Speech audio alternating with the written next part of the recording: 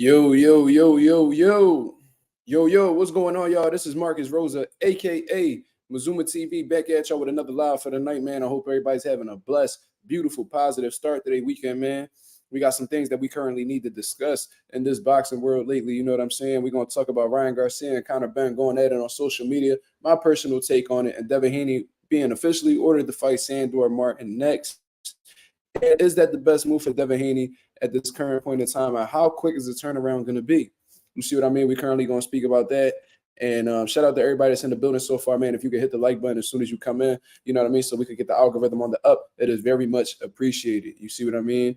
Before I get into my live and I get to speaking on things, man, I just want to say congratulations to my fighters for coming out victorious tonight. I had three fighters initially, but unfortunately, one of them wasn't able to get an opponent. So I just had two guys that I was personally training, putting on their talents. You see what I mean? Shout out to my boy Isaiah Berry for getting his second knockout victory. You know what I mean? He absolutely outclassed the dude, you know what I mean, intimidated him with his power and got him up out of there in the second round. And then Derek did a rematch. He did a rematch against a guy who actually had dropped him in the first bout. You know what I mean? He came back. He turned the tide of the fight. And, he was able to win the fight. And then this one right here, he landed the harder, cleaner shots, you know what I mean, and completely outboxed him. You see what I mean? So shout out to both of my guys, Derek the Maestro Moore and Isaiah Berry. You see what I mean? For putting on great displays of boxing. We went 2-0 for the night. So it was a good night for the Mazuma mob. You feel what I mean? So it is what it is, man. I'm looking forward to the next fight that's going to be coming up. We're going to take a little drive up North Jersey. And Derek the Maestro Moore will be going at it again. And I believe his 14th amateur fight, you know what I mean? He going up against a pretty good, solid test. You know what I mean? I want to see exactly how he does in that situation. But I'm happy. You know what I mean? Obviously, there's more work to do. There's always ways to get better. And we're going to continue grinding until, we get where we need to go. You see what I mean? But shout out to J Cash in the building. He said hit the like on the way in. That's an absolute fact, man. Hit the like as soon as you come in. It is very much appreciated. Orlando Finney, what up, man? Talk to me. What's going on? What's going on? Baby Menace. He said, yo, Mark, big fan of the channel. I really went into the tube, bro. I admire your work on YouTube, bro. Keep it up. It will mean a lot if you answer these 3 questions in short responses. Okay.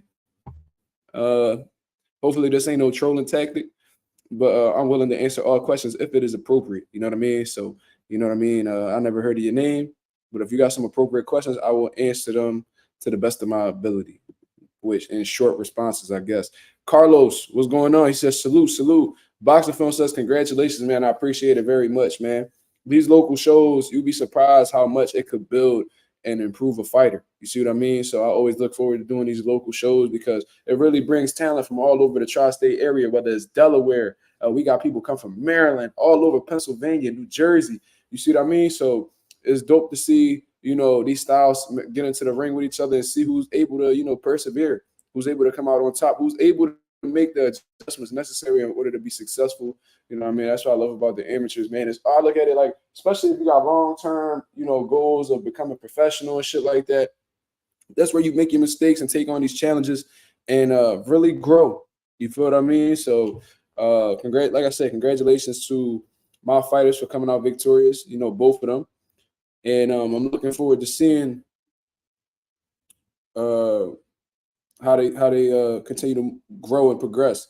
You feel what I mean? I'm having a little trouble with the Wi-Fi, so excuse the quality of the video for some reason. StreamYard always gives me this issue, man. You see what I mean? But Baby Menace comes with the questions. He said, I really want to start YouTube. Number one, how do you grow a channel? Consistency and learn how to make thumbnails so you can attract the attention necessary to, bring the viewership to your channel. Use hashtags as well in your description, so people could get an idea of what your videos are about. How do I build a solid How do I build a solid fan base? I would say to just engage with your people. You know what I mean? Grow your channel. There's gonna be times where you go live and you probably only gonna have one person in the building. You might have 2, 3 people in the building, but as long as you're making them feel like they're a part of the conversation, you know what I mean? You showing respect and you having fluid conversations with them, your fan base will continue to grow. And you got to have a good understanding of what you're talking about, because fans I'm not gonna say fans. I'm gonna say subscribers. Subscribers don't want to listen to a dude who they feel like they don't know what the fuck they talking about. So have a good understanding of what you're talking about. You know what I mean? Really do research. You know what I mean? And learn how to practice speaking. I still have to improve that because there's a lot of words that I continuously say. I repeat a lot of words, and I'm trying to clean up on my, my way of speaking. You know what I mean? I definitely got to get my public speaking a lot better. I do speak fluently, but I do use the same words consistently, especially if I want to do commentary. I definitely got to tighten up on some words. So I'm going to say that. Who are some day one subscribers of yours? There's some people in here right now. I'm going to say J Cash is definitely a day one subscriber. You know what I'm saying? Notes, Anonymous, there's definitely some day one subscribers. They're not in here just yet. Slime, my boy Slime, man, he's currently incarcerated right now. You know what I'm saying? But he'll be out shortly. You know what I mean? I'll be sending him his little money and shit, and I schedule an appointment to talk to him virtually. You know what I mean? So I'll be conversing with him soon. But yeah, Slime is one of the day ones as well, man. Hopefully he comes back and we get back to this boxing talk. Yeah, Slime is one of the day ones as well. You know what I mean? Teach says, salute Mazuma. Did you show up to the pressure? I did show up to the pressure, man. And I completely recorded the full press conference. But for some reason, man, YouTube is giving me a hard time with uploading this video, man. It's a 28-minute video, so probably that's why.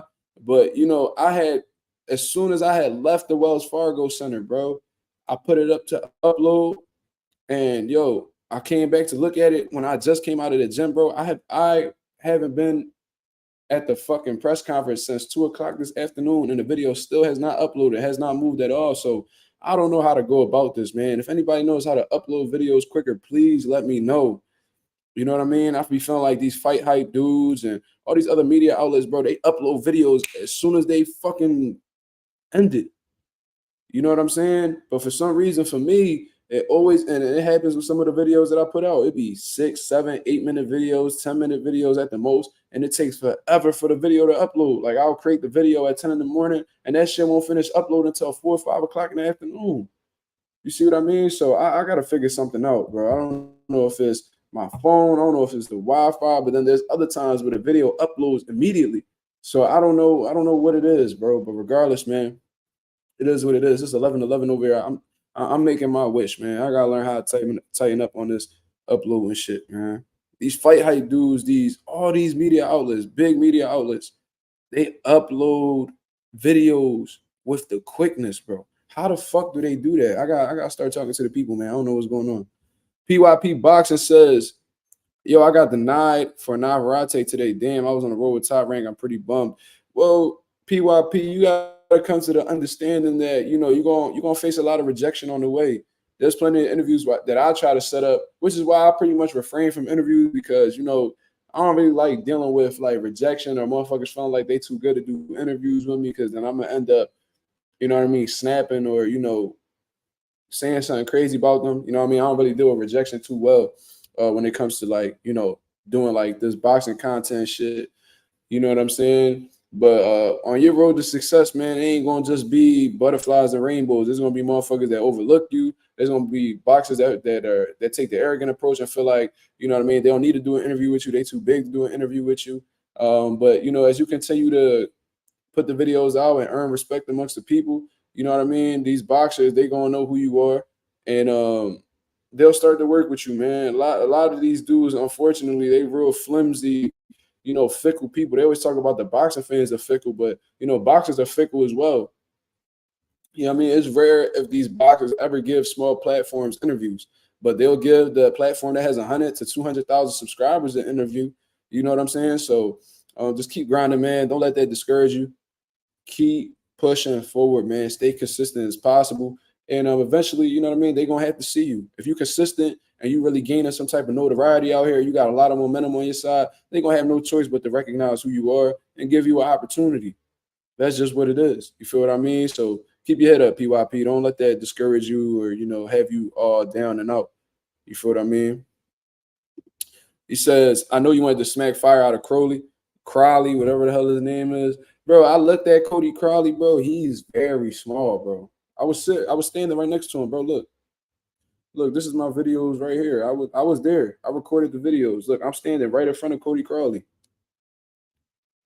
You know what I'm saying? Very, very small dude. I know a lot of people say I'm 4'11 and shit like that, but I'm a lot bigger than Cody Crowley for a fact. And Boots is a lot bigger than this man.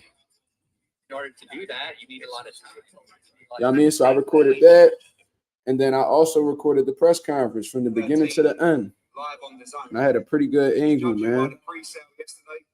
You know what I'm saying? So I've been trying to put that up. For some reason, it's not allowing me to upload it, so my apologies. I was under the impression that I was going to be able to get the video out in a timely fashion, but by this time, everybody done seen the fucking press conference. They already seen the interview, so it's like, what's the point of me even putting it up? Is it even going to do views? It don't even matter.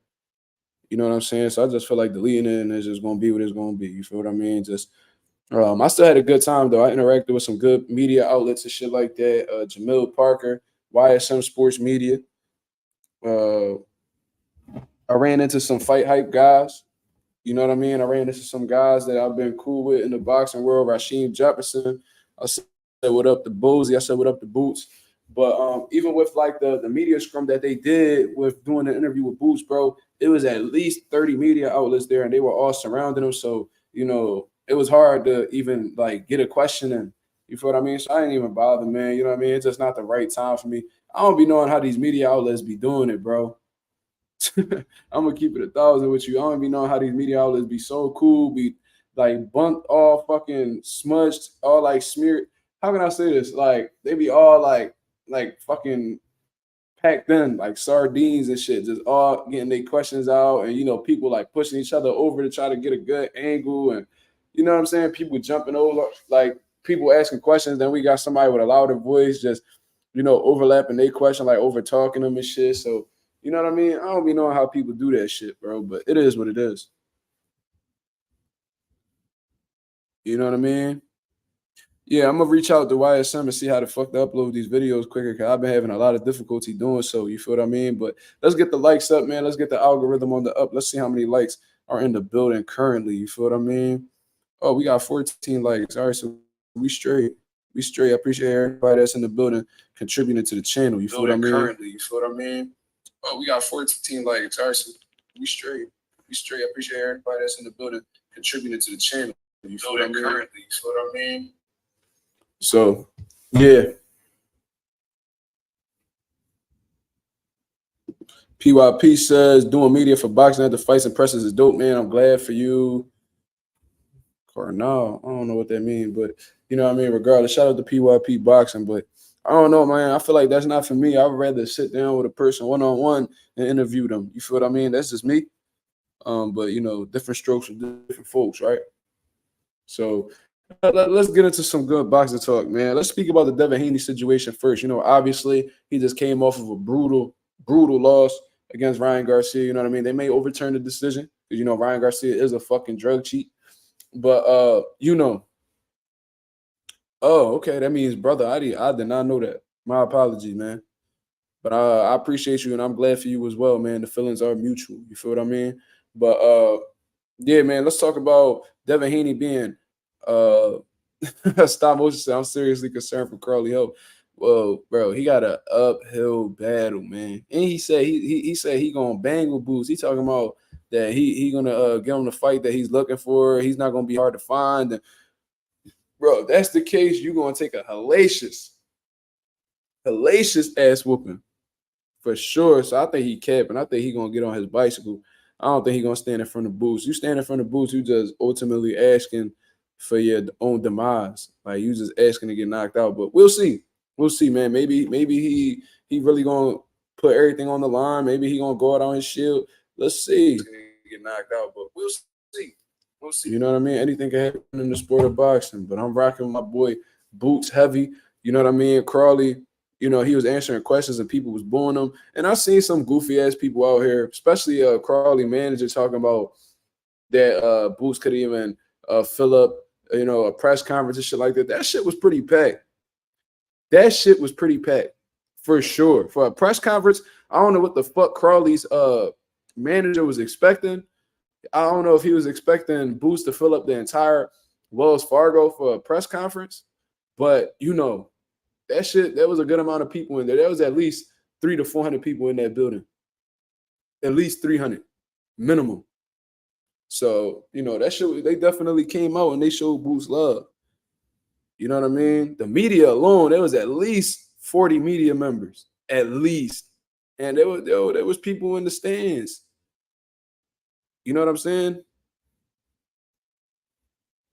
Okay. You say he's durable, Teach. Let's see how much he able to take from Boots because, Romain Villa was durable as well. And he got broken up. I think Crowley getting stopped within 5 rounds.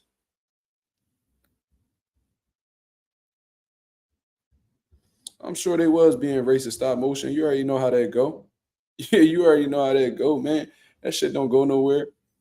You know what I'm saying? I seen Southpaw weird ass talking shit on the live too, talking shit about my gym. Well, guess what, nigga? We ran that shit up today. And we being ass, we taking names, we knocking niggas out. So, you know what I mean? What's Southpaw doing? Shadow boxing in his musty ass bedroom with one heavy bag and a fucking wrestling mat on the floor and shit. You know what I'm saying? But yeah, Boots is gonna stop Crowley. But Crowley is very small. Very small. I've seen way bigger welterweights than him. Like I said, I seen Earl Spence in person, I seen Sean Porter in person. These guys are pretty decent sized welterweights. Crowley looks very small. Almost looked like he can make 40. I don't know if I'm tripping. I don't know, but I'm sizing him up and I'm like, bro, he's a lot smaller than Boots. You know what I'm saying? Yeah, he won't make it out the gym for sure.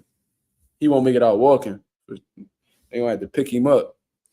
But yeah, that's a totally different discussion, man. So Devin Haney was most recently ordered to face Sandor Martin next. This is something that we did see coming because Sandor Martin has been the mandatory for a pretty long time. You see what I mean? He's been waiting for his opportunity. I think he even took step aside money and stuff like that. But now the time is here. And Sandor Martin got to be licking his chops right now, man. I ain't going to lie to you because at the end of the day, Devin Haney just came off of a brutal loss. You know what I mean? Whether it gets overturned or not, we can't refute is he took a lot of punishment against Ryan Garcia. And, with taking a certain amount of punishment and bouncing back, quickly, it could result in, you putting on not the best performance. You feel what I mean? Most notably, Miguel Cotto, right? Miguel Cotto, regardless of what people say, he accumulated a lot of damage against Floyd Mayweather. Them motherfuckers was slugging it out. If you watch that fight, Floyd was tattooing that boy, right? Then, shortly after the Mayweather fight, Miguel Cotto doesn't take enough time to rest. And he goes straight into an Austin Trout fight and completely gets outboxed. You know what I mean? Did he even look like himself at all? And I honestly believe it's a result of overtraining. You know what I mean? Overtraining, not letting your body rest, not letting your body heal. And he paid the price for it. I think he would have beat Austin Trout. Like, if he was at his best or if he was anything like himself, I think he would have beat Austin Trout at his best. But, I think he bounced back too quick. He didn't allow his body to heal. And as a result, you know what I mean? That check engine light was on. He wasn't able to perform to the best of his ability. Could that happen with Devin Haney? I don't know. I don't know how durable he is and, you know what I mean, how he's going to be able to bounce back off of this. He seems like he's in good spirits, although mentally he did admit to questioning things. He was questioning himself, questioning his team, you know what I mean, questioning his training and shit like that. So maybe he's not in the best space mentally. And I think that's why somebody like Sandor Martin is craving the opportunity because he's catching Devin Haney at the lowest moment of his career right now, his first professional loss. And not only was it his first professional loss, but it was a brutal loss. You know what I'm saying? They haven't mentioned a date or timeline. Yeah, I seen that. I was trying to look to see if there was going to be some type of timeline, but not, I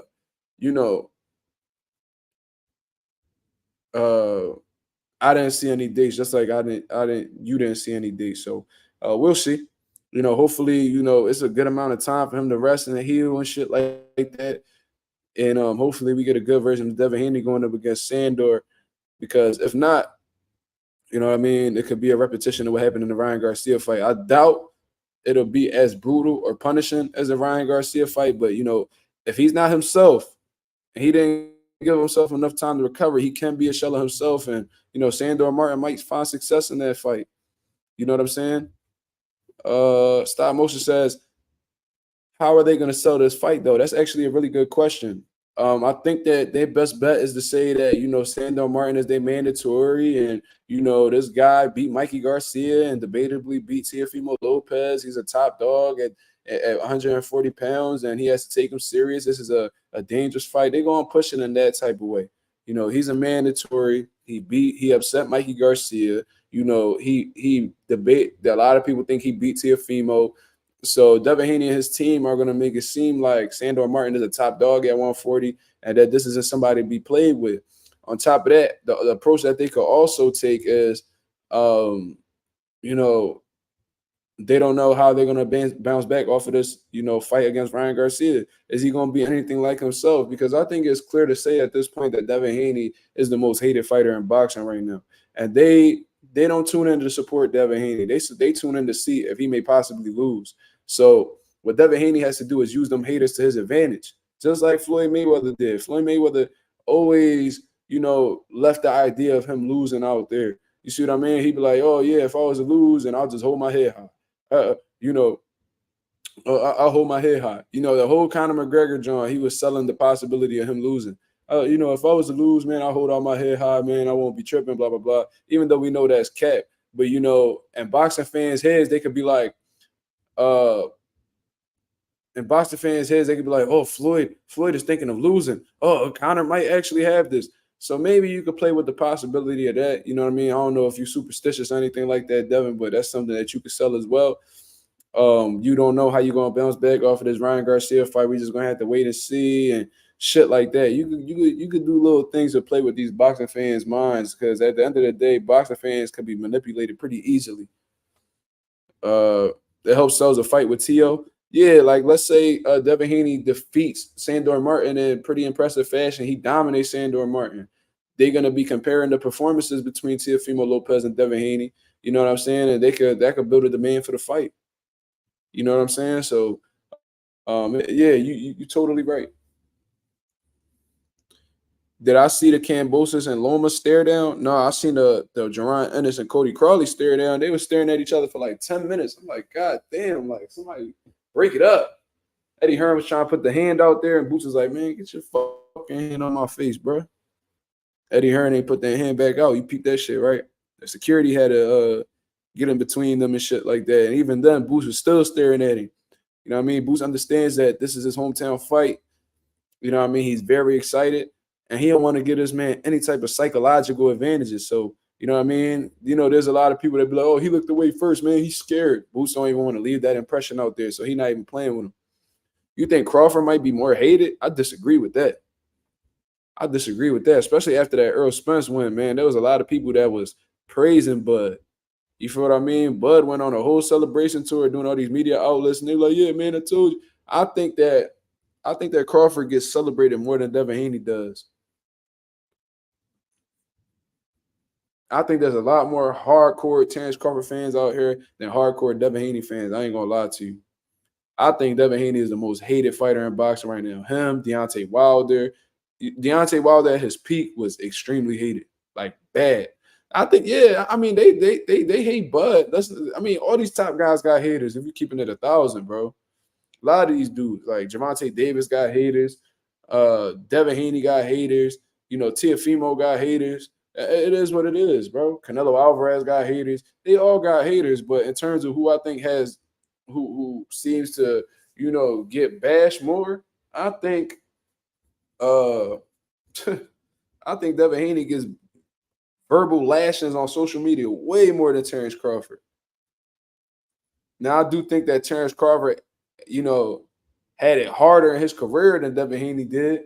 You know what I'm saying? I think he had to do it. I think he faced a lot more roadblocks than Devin Haney did. But in terms of being hated, celebrated, I think Bud got the more solid fan base. You know what I mean? I feel like a lot of these dudes only tune in to see Devin Haney lose, bro. Like he's not liked a lot at all. You know what I mean? And I don't really understand. Like I said, am I the biggest Devin Haney fan? No, but I am never gonna say I hate him. I actually give him a lot of respect for what he's done. You know what I'm saying? I give him a lot of respect for what he's done. And he, chances make champions, bro. He's been rolling the dice at a young age, accomplished shit that a lot of these all-time greats we talk about didn't do. And he looked for the smoke, bro. He tell you he want to fight you. He get the shit done. He don't be taking that shit personal, bro. A lot of these fighters be acting like divas.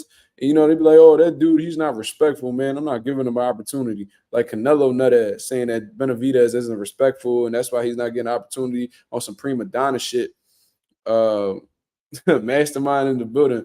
Mastermind with a crazy take. He says Devin Haney the most hated champion since Jack Johnson. God damn, I don't know about all that. Is he?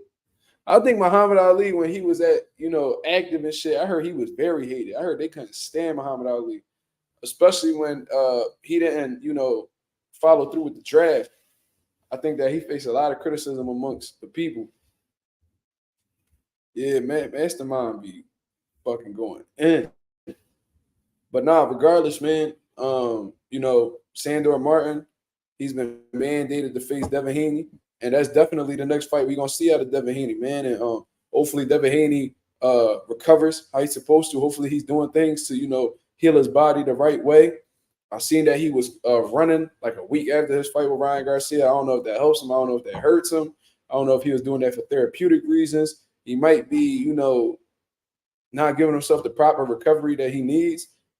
But, it remains to be seen. Maybe Devin Haney's more durable than we think.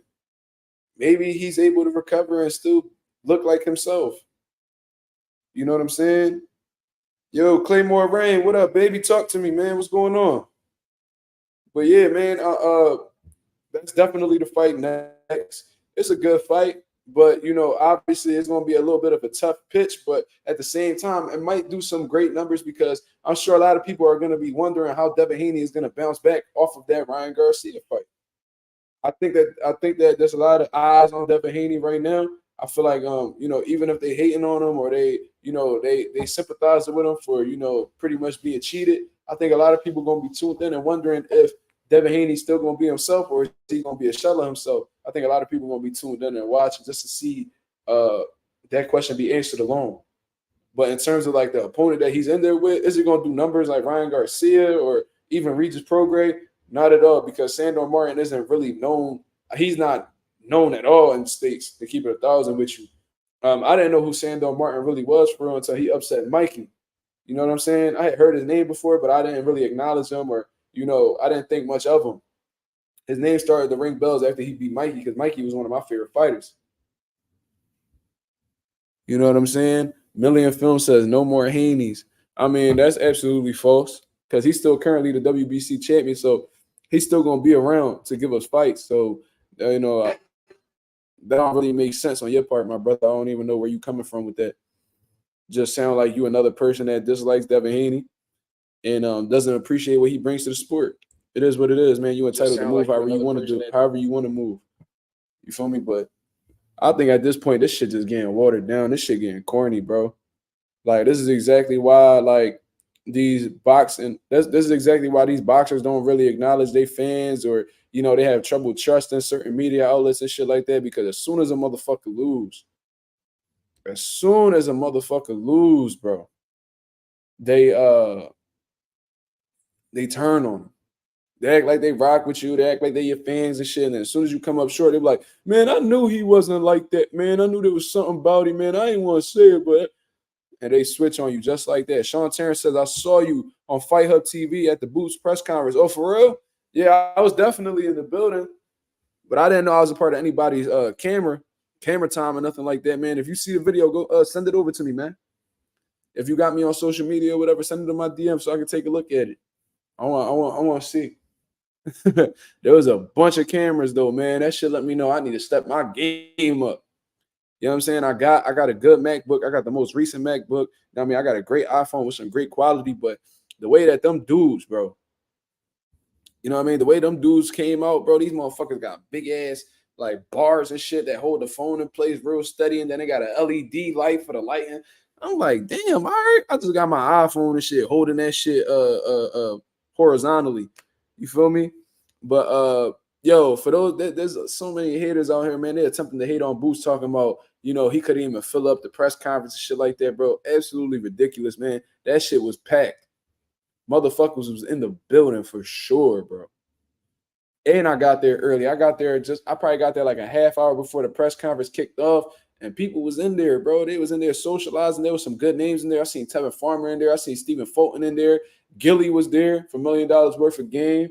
Wallow wasn't there. I wanted to say what's up to Wallow, but he ain't come through. You know what I mean? Greg Hackett was there. You know what I mean? Somebody who's well known in the YouTube boxing community. And it was a good mix of people, man. Everybody was socializing. They was having a good time. And bro, that shit was kind of overwhelming, bro. I had to step out because, bro, I was trying to interact with Boots and Boozy and shit like that. But bro, it was like 20 people lined up asking questions. I'm like, bro, I'm not even about to do that. That shit, like when you walk to a ball court and shit, you know what I mean? You try and go play ball and shit, and the court is packed from wall to wall, and like 8 niggas, there's a whole lineup of like 8 niggas calling for next. Bro, you know you ain't about to play no time soon. So you get up out of there and try to go to a less filled ball court. You know what I mean? That's exactly what it was, man. I dipped. You know what I mean? I had to attend to my amateur event anyway. You feel me? So it is what it is. I ain't tripping. My boy Kenny says it'd be the ones who never box, amateur or pro, that'd be the biggest shit talkers. That's a fact. They ain't never take a punch in their life. Niggas don't even know how to use their pivot, don't know how to snap a jab, none of that. You know what I'm saying? Don't even know how to step going forward, backwards. They can't step to the left or right. Bro, they be the ones talking crazy. A lot of them dudes, when they be talking crazy, just tell them to hit a bag. Tell them to hit a bag. Tell them to show 1 minute of them hitting a bag. And I guarantee you, they technique ass. You know what I mean? They jabbing with their other hand down, and you know what I mean? They not even stepping with their jab. Get a selfie stick with a gimbal next time. Damn, Teach, you putting me on game. I don't know nothing about that. But I'm going to look into that, my brother. Thank you, man. Dominic TV says, salute Mazuma. Boots look like he fresh out and hungry. He go KO that dude. Yeah, you seen he had the Philly fit on, man. He had the North Philly fit on, man. That boy had the Dickies with the longs, with the thermal underneath. You know what I mean? He had the Dickies set on with the butters. You know what I'm saying? That's textbook Philly nigga like. You feel what I mean? I never really got into that because I feel like that's more associated with like street niggas and shit like that. And I don't want to bring that type of energy to myself. But Boots could get away with it. You feel what I mean? He loved by the people. He embraced by the people. And he from Brickyard. You feel what I mean? So he could get away with doing little shit like that. I'm from Badlands, so I could get away with it too. But like I said, I don't want to bring that type of energy around me. You feel me? Let me see. Claymore Rain, my boy, he said, I'm so happy for Boots. It looked like he was in his element. The whole Philly show up July 13th. Well, I know for a fact they are. Like, based off of how the way the people talking, Boots really got the city buzzing, man. When you look at where I'm driving on the 95, there's big-ass billboards. Like, Eddie Hearn doing his fucking thing, bro. He really believes in Boots. He putting his money up. And outside the Wells Fargo, they got a big-ass Jumbotron and Boots' face. Biggest shit up there with Cody Crowley. You know what I'm saying? And, bro, there's a few people that drove by and was like, yo, man, I want to go to that fight. Man, I want to go to a good fight. Boots is the only fighter in Philly that I know of that was able to get a fight in the Wells Fargo Center. Bernard Hopkins never did that. You know what I mean? Stephen Fulton never did that. Tevin never did that. None of these dudes that's currently popping in boxing have not been able to do so. Boots went from a small ballroom in a casino, the Sugar House Casino in Philadelphia. I think they changed the name. I think it's called like, I don't even know, Wins, some shit like that. That shit only fit like 300 people. He went from selling out, not selling out, but he went from fighting in a small ballroom. Danny's never fought at the Wells Fargo. He's fought at the Barclays and shit like that in Brooklyn, but they never brought it to Philly.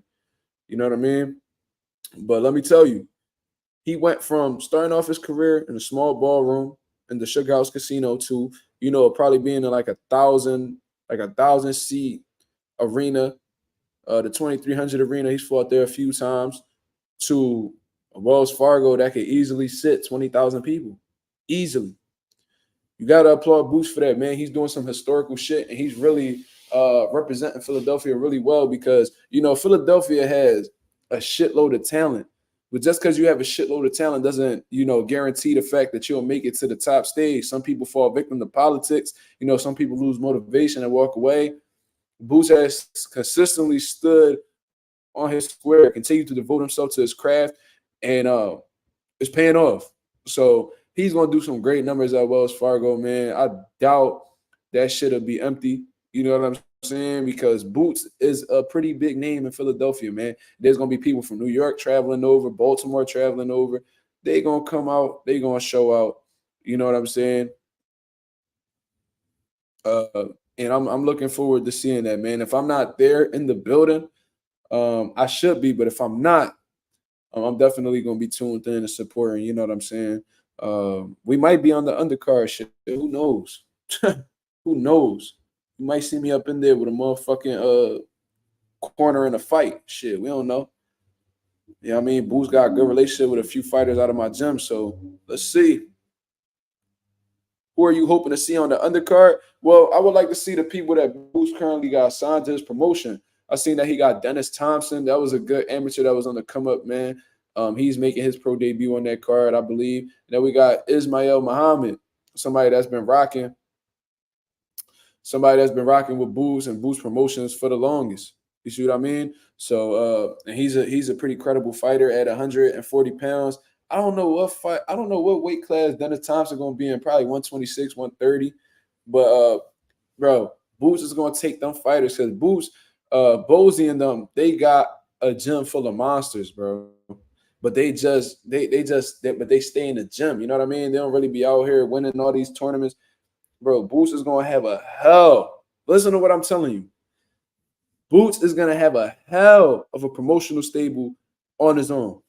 Straight like that, bro. You see how like Adrian Broner, when he had about billions and shit, when he had that promotional company, he had Robert Easter, Rashid Warren, and I think they were all like world champion at the same time or just about the same time, man. He had 3 world champions coming out of his stable at the same time, and he was doing his thing. I think Boots is very capable of doing the same thing, man. That's a lot of talent in Philadelphia, and I think that Boots is really going to tap into that and take advantage of it. You know what I mean? Because these dudes are hella talented. Philly has some of the best fighters in the world. They just don't have that proper push or the money behind them necessary. Boots could really take this nothing and make it into something, bro. I'm telling you, he could build a promotional stable from the ground up and really get some shit popping. You know what I mean? But let's see exactly how he does this, man. We just gonna have to wait and see. Claymore Rain said, "You trying to see this shit live? Shit, I might run into you, man. If you decide to take that chance and come over to Philly, I think you're not too far away, so you probably gonna slide and run into me over there, man. Who knows? You might see me over there. You know what I mean? Blitz Tactic, man, I don't know how to say your name, bro. My apologies. He said, I can't wait for Boots Ennis to violate the grafted devil, pink mutant, Caucasoid colonizer. This nigga said Nick Crowley. That's crazy. Crowley, whatever his name is. That shit crazy. But yeah, I peeped. Crowley manager was talking greasy. He was talking greasy. I'm like, bro, you know that these motherfuckers in this crowd hungry, bro. Like, yeah, y'all gotta understand, bro. Like Philadelphia, and I'm not even trying to like gas it up or anything like that, because I wish this wasn't the reality. Philadelphia don't play that shit, bro. And I'll tell you, them motherfuckers in the crowd don't give a fuck about no Eddie Hearn. They don't give a fuck about that big buff security guard that was on that stage. Because in all honesty, bro, them motherfuckers not gonna be able to hold up them savages that was in the crowd. I know a few of them that was in the crowd that have really did some shit. You know what I'm saying? Oh shit. Claymore said, I'm trying to slide through for my young bulls. Firstborn day too, bro. If you were to come through, that'd be absolutely incredible, bro. I would really appreciate that. Yeah, I mean, that would actually be pretty dope. Yeah, I would love to link up with Claymore Rain, man. That's the brother right there. I'm glad he's been able to stay consistent. You know what I mean? He took my advice, man. He really stepping on the pedal, and he about to hit that 1K. You feel what I mean? He about to hit that 1K. Let me check where Claymore at right now. He just posted a video too. Y'all be on the lookout for that one. Oh shit, he had that mid 800 mark, y'all. He close. Yo, if y'all tuned in right now, man, y'all don't know who Claymore Rain is because I am getting some new subscribers. I'm about to hit that 2K mark. I'm at that mid 1900 mark. Subscribe to Claymore Rain, man. About as knowledgeable as boxing talk as it could be. Very objective, like myself. We mirror each other for sure. I definitely think that we both stand for the same things in boxing. If you fuck with my boxing talk, man, tune in to Claymore Rain, dog. Hit the subscribe button for the boy, man. I'm glad he been doing this thing. Crowley manager versus Bozy would have been a hell of a beating. Yo, niggas don't know. Niggas don't know Bozy, bro. They don't know Bozy, bro. Bozy would really hurt that man. I don't give a fuck how old Bozy is. Bozy could outwork a lot of y'all. A lot of the average, bro, if you work out like the average motherfucker, bro, you not keeping up with Bozy. Bozy is still running miles. He's still doing pull-ups. He's still hitting the back. The man is still sparring. He one of them type dudes that he could tell you how to do something, then show you how to do it. Why are you trying to give him some resistance? I've seen him beat up young dudes easily. And I remember the one time me and him was like, we was play fight. No, I'm not gonna say like we was fucking around and shit. And like he had did something where like he was like throwing straight shots, but like he had an open hand and he put like his right hand on my chest. Boom, my whole body vibrated. I was like, oh, what the fuck? I was like, hold up, this motherfucker strong as shit. I gotta keep my motherfucking distance with Bo. That boy, that's a strong motherfucker right there. You know what I'm saying? But yeah, Crowley manager looked like he never threw a punch in his life. Fat neck ass nigga out there talking greasy like he bought something. You know what I'm saying? Just running his mouth. Bo ain't the type to run his mouth. That boy don't even curse publicly. You know what I'm saying? So he ain't even about to play with you all like that. You know what I mean? Talking about just slide through my gym and see what you about. You already know Crowley manager wasn't like that. He's like, I respect my elders, so you swing first. Bro, if you let Bo swing first, you're not going to be able to swing back, my brother. You better, he the type dude, you got to swing on him first. That's how I know you really don't know this fighting shit. Boxing Film says, speaking of Philly, why does Jamal Charlo hate Philly? I think it all stems from the J-Rock situation, man. J-Rock was pretty much verbally assaulting this man in the lead up to their fight, calling him all types of turkeys and shit like that, talking greasy. J-Rock was very sure of himself and what he was going to do with Jamal Charlo. Julian Williams had a lot of steam behind his name before, Jamal Charlo came and ruined it all. You know what I mean? There was a lot of people that thought he was going to beat Jamal. They thought he was going to outbox Jamal.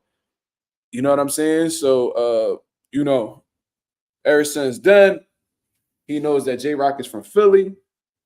And a lot of people from Philly, they were disappointed that Jamal defeated Julian Williams. A lot of people had high expectations about Julian Williams. Now, he came back and became unified champion. But, now, he gets a lot of hate from like Philly fans and shit like that. So that's why he be saying fuck Philly and all that type of shit. He be having a lot of shit to say about Philly. But at the end of the day, man, Jamal, we know you not like that.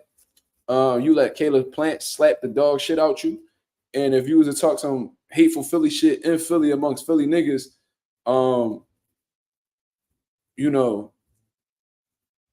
it will be worse than the Caleb Plant situation for sure. But niggas know that.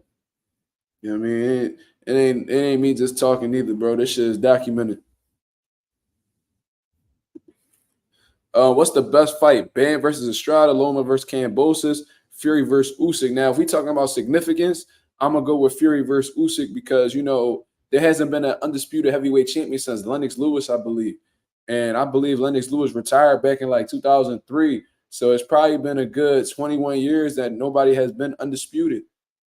You know what I'm saying? I think after he beat Vitaly Klitschko, he hung him up. That was definitely early 2000s, and nobody has done anything since then. Now, if we talking about stylistically, Benn versus Estrada is probably the best fight. But if we talking about significance, importance, I'm gonna say Fury and Usyk. And there's a lot of mystique around Fury versus Usyk. A lot of people don't know what the fuck is going to happen. We don't know if it's going to be a situation where Tyson Fury will try to play chess with Usyk. We know what Usyk going to do, so the mystery is all around Tyson Fury, what he's going to do, because he can resort to multiple things. We know Usyk going to be himself, high volume, precise punching, smart, ring intelligence. You know what I'm saying? placing some good shots. Like I said, he just running them hands up. You know what I'm saying? But Fury, we don't know if he gonna sit there and try to throw his face and jab and just keep him outside and attempt to box Usyk, or he's gonna resort to him being on all dog shit like he was against Wilder. You know, walking to the fire, looking for smoke. You know, leaning on the man, resorting to dirty tactics, trying to beat a bigger man and wear Usyk out so he could try to drown him in the later rounds. We don't know. You know what I'm saying? Significance, importance, legacy defining fight, Fury versus Usyk. But style wise, I'm gonna say Bam versus Estrada. I think that's gonna be a great fight. I'm rocking with my boy Bam all the way though. You feel what I mean? Joseph S says, do y'all still bunk Meek Mill in Philly? Not like how we used to. Not like how we used to, man. I think like his last big moment in Philadelphia was when he dropped championships. Because that shit was hard. I ain't gonna lie to you. Pause. But Meek, he a Philadelphia legend, man. You know what I mean? I don't think anybody has been relevant as long in rap in Philadelphia than Meek Mill. Meek Mill has a lot of Philly classics. I don't know if y'all, he was like my rose red and my diamonds blue. Keep a dime chick like 5 times 2. I be killing these niggas when I slide by through. Right, that type shit. Obviously, Dreams and Nightmares probably one of the more played out ones. I made $1 million on that corner with Rick Ross. I'm a boss with Rick Ross, and bro, Meek Mill. We clowning him. He the butt of a lot of jokes now and shit. But Meek Mill is a legend. You know what I'm saying? He a legend. So, you know, we can't discredit him for that. You know what I mean? He be moving kind of shaky in these streets and shit. But yeah. Meek is probably the greatest rapper to ever come out of Philadelphia. Not most skilled, because I think that'll lean more towards Black Thought and shit like that. But in terms of like relevancy, you know, catalog, I think Meek Mill's consistency gives him a strong case of being, you know, the greatest rapper to come out of Philly. That boy been relevant since early 2000s, bro. Beans, yeah, but was Beans as consistent as him? I think Beans is a better rapper than Meek. You know what I'm saying? Let's not get it fucked up. Beans, he nasty. You know what I'm saying? I think it's no comparison if we talking about bars, but if we talking about consistency and, you know, relevancy and shit like that, I think you said Uzi the best in Philly right now. Knock it off, sir. Come on, cut it out. He got some great music. I got, there's a few songs. You said Gilly that dude too, yeah, but you know, we talking about like bodies of work and consistency, relevancy. I just think that there's nobody coming out of Philly who's been doing it like Meek. Meek been out here popping since like 2005, bro. Does Philly love the Fresh Prince or he corny? I mean, he from West Philly, so you know what I mean? I mean, Will Smith a legend. You feel what I mean? He made some good music and shit like that, but he's more known for the acting and shit outside of rap. Like, we don't really acknowledge him as like a top Philly rapper, at least amongst my people. You know what I mean? I'm sure he's mentioned and shit like that because he did he sold records and shit. But, you know, to me, Will Smith a cornball. He just a cornball to me. I don't know how anybody else feel about him. I think he a sucker. That's just me though. I think he make Philly look bad. How the way he be moving, him, his kids, his wife. I think they all just like a pack of clowns. That's just me though. Lil Snoop's death changed him too, possibly, but Meek Mill, he always find a way to come out with one song I really resonate with. Like, damn, what was that one song called? He was like, what, going to school, to tucking them tools and breaking the rules. I thought I would win. They said I would lose. Shit, we're so confused. Hope my niggas don't lose. Oh, Lord. They was breaking the rules. I'm a nigga. Yeah, bro. Caught my first case. It was me versus the state. I just wanted some food. No, wait. He said, I just wanted a steak and some food on my plate. Look how they did Lil Kodak and Gates. I can't lose faith. But Meek Mill, when he get in his bag, bro, he put out some hot shit, bro. Tony Story, them Jones was fire. Adidas and some shit. I wanted, damn, what the fuck he said? Polo and some shell tops. That shit was hard. Like Meek nasty, bro. As a rapper, I don't know what he do outside of that, but You know, he got some good music, man. Uzi, nah. Yeah, Uzi bring all the white teens out. Yeah, he got that type of demographic. Yeah, Meek Mill nasty, bro. He could rap. PNB Rock, I was a huge fan of, man. RIP to PNB Rock. I used to love his music, man. How the way he was able to incorporate the melodies with the rapping. I love when he used to collaborate with A Boogie Blues Notes. That's another one. Yeah. Damn, how that shit go? Sighting to me? It was a sighting to be. I'm the man. I got the plan. Pop like a perk. I'm going ham. Yeah, that shit hard.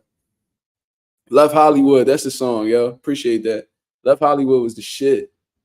Love that song. Sam Seal says, Mazuma, you seen that video of Matias with that sassy dude talking about raggedy, raggedy? Yeah, I be seeing that dude all the time, bro. Whenever I be trolling my pop, the dude got a video calling out somebody named Orlando and shit. He says all these random names.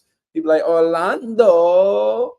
Like, he be saying some crazy shit, bro. That shit be having me laughing. But like, the dude apparently is like very popular in Puerto Rico. So I think he ran into Super L somehow, and they did a little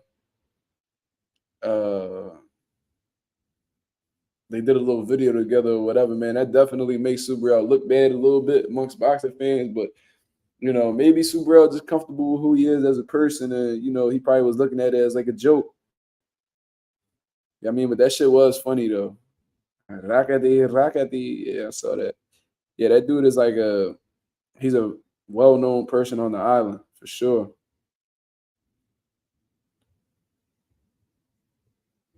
You know what I mean?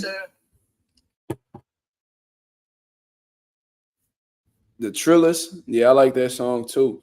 I think what's my favorite Meek Mill song, bro? Expensive Pain. Yo, that's crazy, J Cash. You out of pocket. You said that shit got a different meaning now. Wow. Let me check Meek Mill shit. Going Bad, the joint with Drake. That shit was hard. I love the song with him and Don Q. I think it's called Lights Off, Lights Out, or something like that. Respect the Game. That shit was hard. Tic Tac Toe. Pay You Back. Stuck in My Ways. Hold on. Yeah, Stuck in My Ways is hard too, bro. I ain't about to play it. They gonna take my shit down, but you get what I mean. Shout out to Meek. You know what I mean? Outside of that kinky shit he be getting into. Teddy Pendergrass. Yeah, that's one of my favorite artists of all time. I visited his mansion that he had like a 30-bedroom mansion in Gladwin, PA. That's only about like a 10-minute drive from here. I mean, you take that exit off I-76, you run right into his crib. Bro, that nigga had that shit going. No, Benny the Butcher, I believe he from Buffalo, New York. I think. He from upstate. I think. Teddy Pendergrass definitely a Philly legend, bro. Yeah, some of my greatest inspiration. Wake Up Everybody. Miss You. Love TKO. Man, he got some fucking bangers, bro. Nasty. Patti LaBelle, that's another one. You know what I mean? But Teddy Pendergrass, that's my guy, bro. I got a whole playlist filled with his music. I think I'm bullshitting. I listen to it whenever I need to like just be on some chill shit. You know what I mean? Let me see. I got it. I got it called Timeless Music. When Somebody Loves You Back, that's another one. Come Go With Me. That's probably my favorite Teddy Pendergrass song. I got some Marvin Gaye in here too. Believe in Love by Teddy Pendergrass. Close the Door. Come on, y'all. Come on, y'all. We completely abandoned the boxing talk, but we still got a lot of people in the building, man. I ain't gonna lie to you, like it ain't really much to really talk about. You know what I mean? I want to do a live. I'm gonna have my son tomorrow on some random shit, but I'm gonna try to see. Do y'all know what time the Loma and Kambosos fight is gonna be? Like what hold on, let me see. Loma, Kambosos, fight time. Let's see.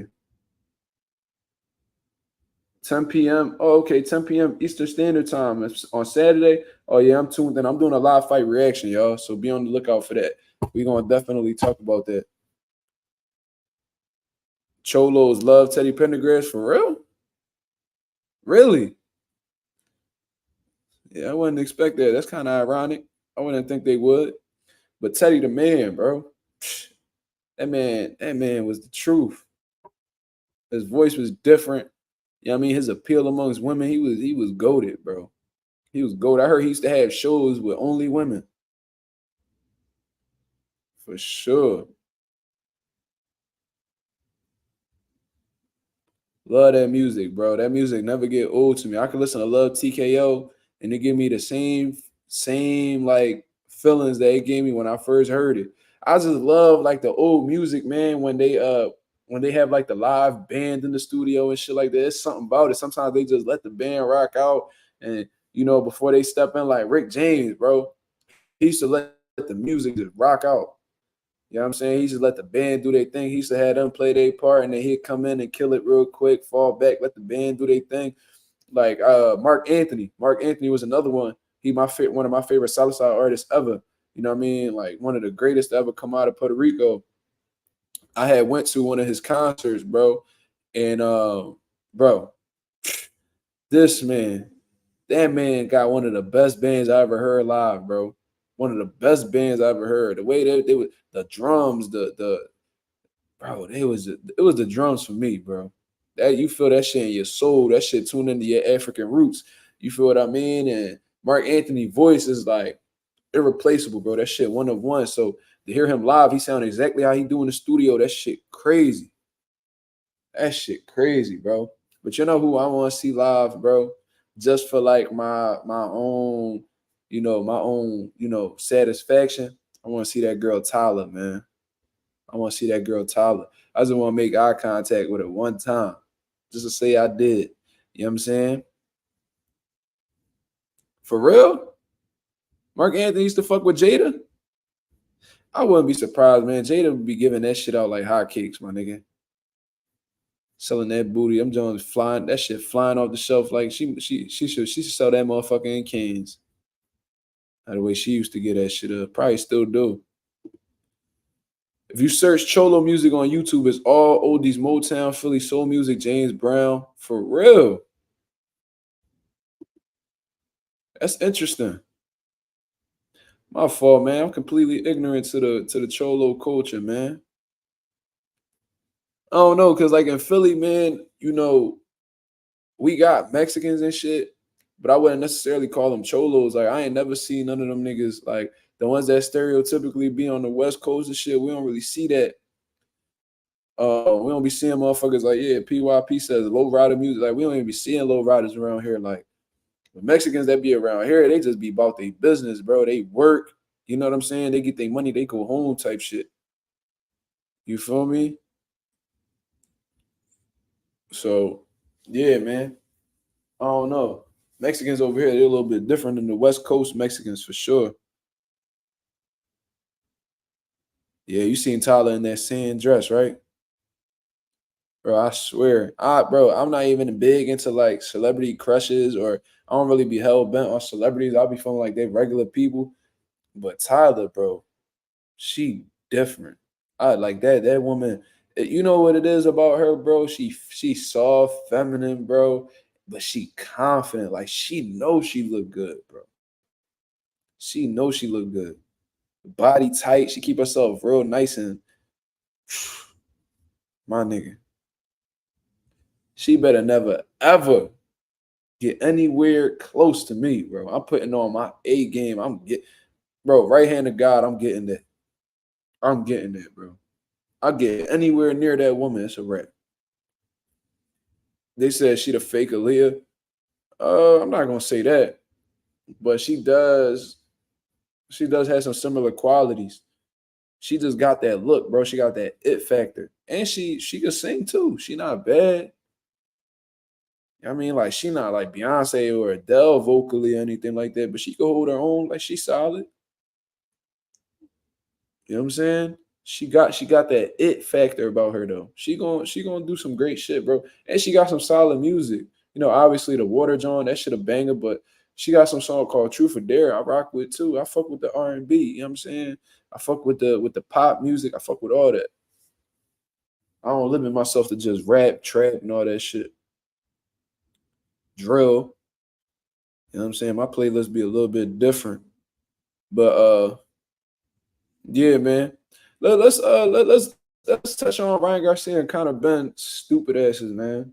These fucking goofies, bro. Just a pack of dorks. You know what I'm saying? Just going up on social media and going at it with each other. They arguing back and forth. You know, Ryan Garcia got a real slick mouth, man. He gonna end up getting smacked outside of boxing. You know what I'm saying? He already got mushed by Devin Haney and shit, but he might get punched on outside of the ring because he be talking greasy, hella disrespectful, talking about people's girls and bro, he talking about Earl Spence's girl and his DMs and all this crazy shit, bro. Bro, you putting that some type of energy out there that you know you not like. You not like that. So you need to stop putting this energy out there. And your homie's not really like that neither because when Devin mushed you, bro, them niggas fell back in the crowd right with you. They not ready to pop off like that, bro. On my son. If any of my fighters was to get treated like that or get pushed like that, bro, we rocking. You know what I'm saying? And that's just it's gonna be what it's gonna be. Niggas gonna get hurt behind that. You know what I'm saying? Ain't nobody even think to step to Devin Haney or his team after he did some shit like that. That just let me know they just a group of turkeys. You feel me? They cowards. So when Ryan Garcia be talking all this crazy shit through social media trolling, he be thinking it's just social media shit. There's gonna be somebody who take that very personally. You gonna run into a sensitive motherfucker who might smack you in your shit when they see you while you thinking shit cool, while you thinking shit sweet. You know what I'm saying?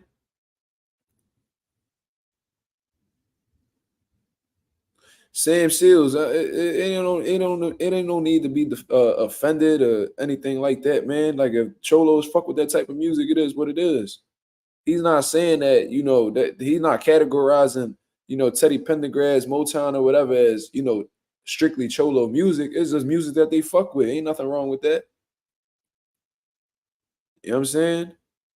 We know it's Black American music. It's coming from Black American artists. But, you know, at the same time, if Cholo's rocking with it, then, you know, they could categorize it as Cholo music too. If the Cholos really rock with it as a whole, then, you know, that's something that touches their heart. Then, you know, they could claim that music too. Music is, you know, open for everybody to fuck with. But we know that it's Black American music. Those Black American artists. He's not marginalizing it. He's just saying that's what the Cholos rock with when they in they bag. Ain't nothing wrong with that, bro. You know what I'm saying? But Teddy Pendergrass, the truth. Marvin Gaye, the truth. What was that? What was I just listening to with Marvin Gaye? I think it's called I Want You. Yeah, it's I Want You. Fire, bro. Absolutely fire. That shit just take you to a different place. Just put you in a different place. You just, I don't know. When I be listening to that shape shit, I be feeling like the smoothest motherfucker on earth. For sure. But yeah, Conor Benn, you know, Ryan Garcia, nut ass going at it on social media, man. This dude, Conor Benn, just clout chasing because he just be making it seem like he with the shits. He want to fight everybody. But what's the reality of the situation, man? You can't even fight in your own home country, bro. I just seen that the British Boxing Board of Control, they following through with that suspension with you, man. They winning cases and all types of shit. You feel what I mean? Because you and your team did not do the you did not follow the protocol. After failing that drug test, you thought that you was just gonna fail the drug test and then jump right back into the UK and fight, bro. It don't work like that. You see what I mean? Which lets me know that Conor Benn knew he was on that shit. You know what I mean? When he moved up 2 weight classes to fight Chris Eubank, he knew he was inferior to Chris Eubank at that moment. He knew he was at a disadvantage. He didn't want to come up short. So he was looking for some type of advantage to either put him on a level playing field or even have an advantage against Chris Eubank. And he got caught. Thank God he got caught. You know what I'm saying? I hope every single person that's out here moving dirty get caught. And, you know, since then, he's been acting like that shit hasn't existed. You know, Eddie Hearn was running to his defense and, you know what I'm saying, trying to say, like, you know, he still has to prove his innocence and all that. Oh, you got to let the investigation take place, bro.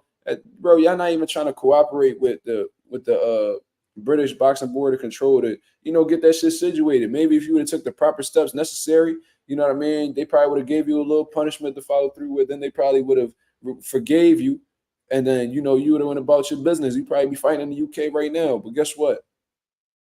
You ain't followed through, man. So you're gonna have to keep fighting in the States. So, now he said he got it from eggs. Yeah, I don't think he said it, but I think there were people insinuating that that's the reason why he got caught. You know what I'm saying? But I think the shit that he got caught with was very dangerous because it shoots up your level of testosterone. You know what I mean? And the last thing you want to have,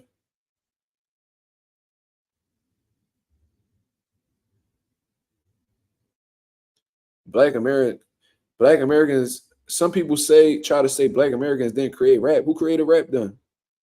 Because from what I heard Busta Rhymes talk about it. He said that rap was created amongst Black and Puerto Ricans. But, at the end of the day, the greatest motherfuckers that ever rap was Black. You know what I mean? That's Black culture. That's Black music. So anybody who decides to refute that, that's kind of crazy. Yeah, clomiphene.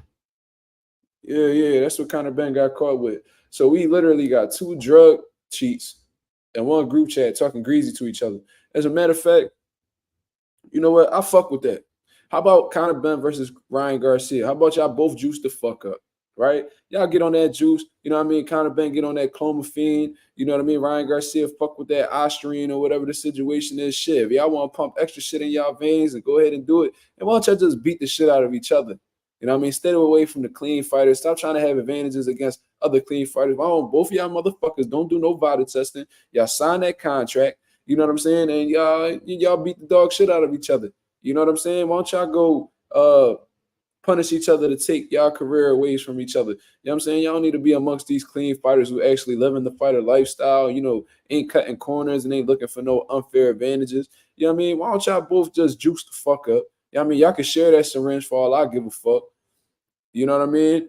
And why don't y'all just beat the shit out of each other on y'all own time? Because y'all don't need to be in boxing, man. Get the fuck up out of here, dog. We don't want you here. You know what I mean? Even if you come out clean for the rest of your career, we still gonna look at you as a cheat. That's what comes with, being irresponsible, you know what I mean, and trying to have some type of advantage. You know what I'm saying? Shout out to my boy Derek Moore. He said, just watch the fight back. Notice a few things to work on. We right back. Some of them things that you notice, my brother, so I can analyze it and then we continue moving forward. Shout out to my boy Maestro Moore. Shout out to my boy went in Maestro mode and pulled out the motherfucking dub, man. Shout out to my boy. He said, watch the back a couple times. All right, cool. Let me know what you seen and let me know so we could tighten up on some shit. You know what I mean? There's always room for improvement.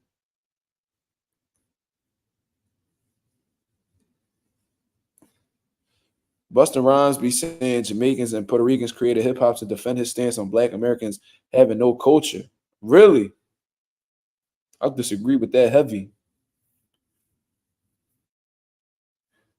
Yeah. Let them both indulge in a little cocaine, bro. I hope they take every juice necessary and then fight each other, man.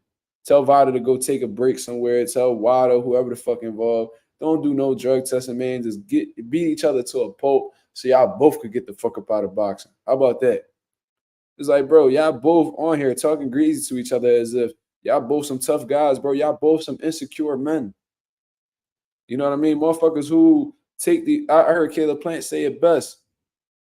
Caleb Plant said motherfuckers who use performance enhancement drugs, you know what I mean? Those are people that are not confident in themselves. So I mean, people who are insecure in their abilities, which is why they look for unfair advantages, man. That's exactly what it is. They both insecure little niggas is hollering at each other through a motherfucking ad. Why don't y'all both sign a contract, you know what I mean? Fight each other 47-54, whatever the situation is, and beat the shit out of each other and stay the fuck out of the way so the clean fighters could go on and represent the world of boxing well. Because at this point in time, man, y'all reputations is down the drain. Y'all exposed for who y'all truly are. And moving forward, bro, you will never be viewed the same in your career ever. That's just a harsh reality, man. Unless you're able to find some type of if you're able to get that B sample negative or whatever it is, man, you will always have that stain on your jacket. No matter what Canelo Alvarez do, people always gonna bring up clenbuterol. No matter what Oscar Valdez does, they're gonna bring up his failed drug test, the shit that he was blaming on the herbal tea. Billy Joe Saunders gonna have that on his jacket. Shit, even motherfuckers be forgetting, but even Tyson Fury, he tests positive. You know what I'm saying? All these people gotta deal with that, and it is what it is. They get upset about it. They want people to forget about it, but you cannot escape reality. Yeah, WBC about to have a belt for them. The juice head title. Yeah. Mauricio be like, yeah. So I got no WBC belt. And this is to dedicate people that like the juice. He liked the juice. So we have the WBC steroid title. Steroid title. Whoever wins this fight will be the ultimate juice head. That's Mauricio Suleiman. Y'all can have this belt for 3%. Fucking goofy ass Mauricio, man. Yeah, Ralph. He said they're gonna be injecting themselves with the stuff at the break in between each round. That boy Ryan gonna sniff a line off his glove. You know what I'm saying? Derrick James gonna put some of that shit in his hand. Oh, they're gonna be charged up, ready to go. Yeah, Dominique, we spoke about it earlier, man. I spoke about it at the beginning of the live, and I even got it as my title. It seems like Devin Haney is gonna be ordered to fight Sandor Martin. You know what I mean? And I was speaking about, Devin Haney being at the lowest point in his career right now and how Sandor Martin could possibly take advantage of that. We don't know how Devin Haney's going to bounce back from this. Some people bounce back well off a loss and some people don't. And Devin Haney's going to have to show and prove. Is he still the same person? Is he a shell of himself? I think that Sandor Martin has some type of, idea. Even though he was going to fight Devin Haney, whether he won or lost against Ryan Garcia, but I wonder if he's looking at it and licking his chops like, yo, this is my ultimate opportunity. Like, I'm catching Devin Haney at his lowest point. Is he going to be himself? Because I know Sandor Martin knows he's going to be himself. I mean, he ain't suffer no loss like that. He ain't accumulate no damage like that. So I'm sure Sandor Martin is looking at this as the ultimate opportunity to catch Devin lacking. So who knows, man? Who knows? I believe Devin Haney has what it takes to defeat Sandor Martin. I think it'll be a chess match. I think they'll go skill for skill. But if Devin Haney is anything like himself, I think he defeats Sandor Martin. I think Devin has more tools offensively than Sandor Martin does.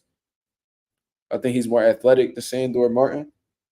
So I think he has what it takes to come out successful. I think he can outpoint Sandor. You know what I'm saying? They're gonna have unlimited rounds. That's fucking hilarious. But yeah, man. Hold on real quick. I just see my girl bought some Chips Ahoy. What up?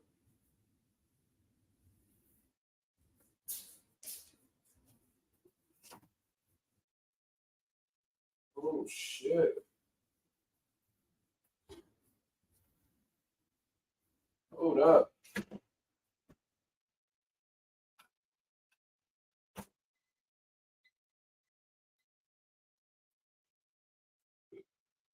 Yo, man, I be feeling like my lady could read my mind sometimes, man. Because when I was walking in here, I was like, yeah, man, I'm about to put that pizza in the motherfucking oven. You know what I'm saying? I'm gonna eat good at the end of the night. And she already had that shit in the fridge waiting for me, man. I just gotta reheat that bitch.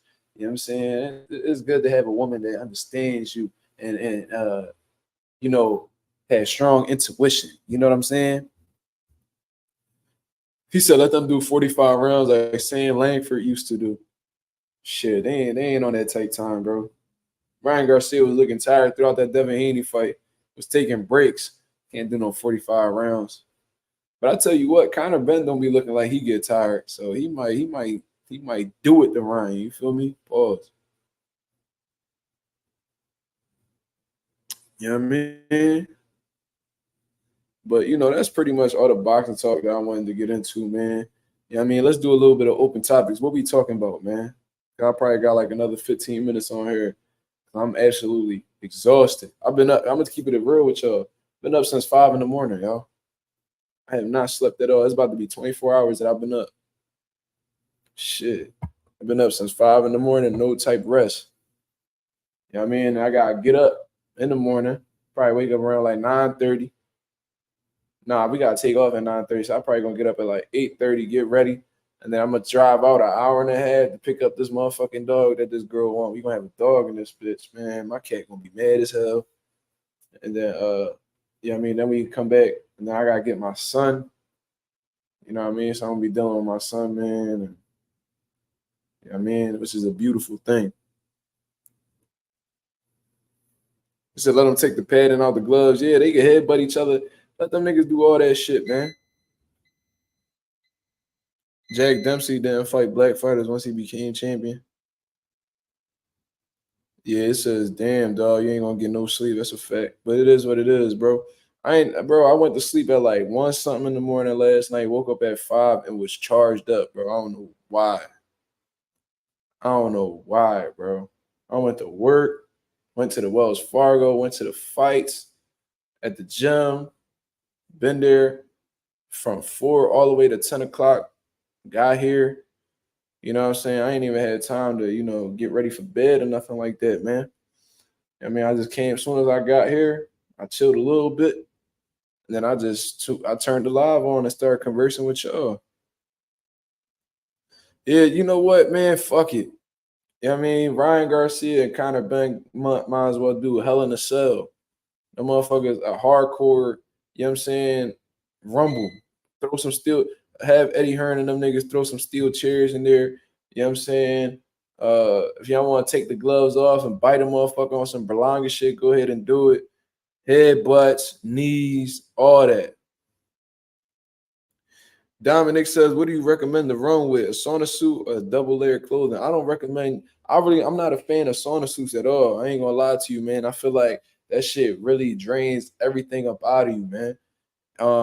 I feel like if you have to resort to double layer clothing or, get into a sauna suit, man, I feel like you're not managing your weight properly. Let's say you a fighter that, fights at 152 like I did, right? But, you walk around 170. That's a lack of discipline. You know what I'm saying? 152, that's 28. Wait, hold on. That's 18 pounds that you over. You see what I mean? You should be at least within 10 pounds of your fight weight, and you should have the proper time necessary to get that 10 pounds off. Managing your eating well, for one, putting in the work necessary, and not putting the wrong things in your body. You know what I'm saying? Drinking water, only water, for real. That should be the only thing that's in your system. You can throw in some electrolytes here and there, but for the most part, water is it. Feeding your body the necessary pasta and shit like that. That you could load up on pasta before a sparring session so you can have that energy.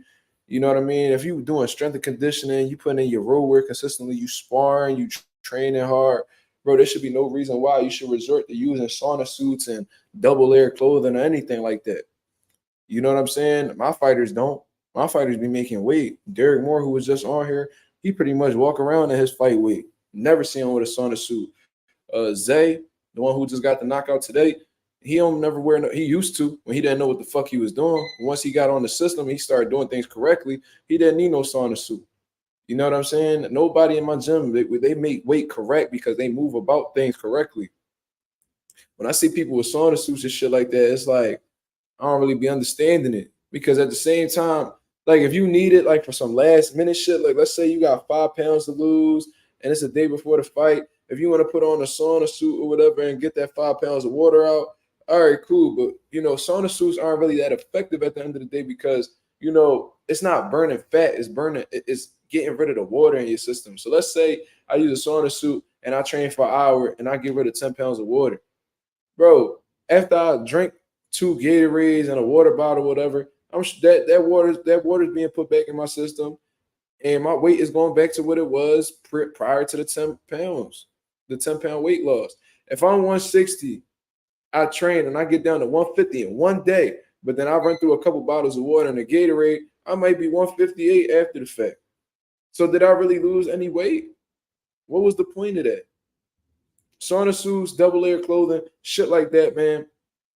That should be used in emergency situations. That should not be something that you do consistently. What you're doing is you burning yourself out.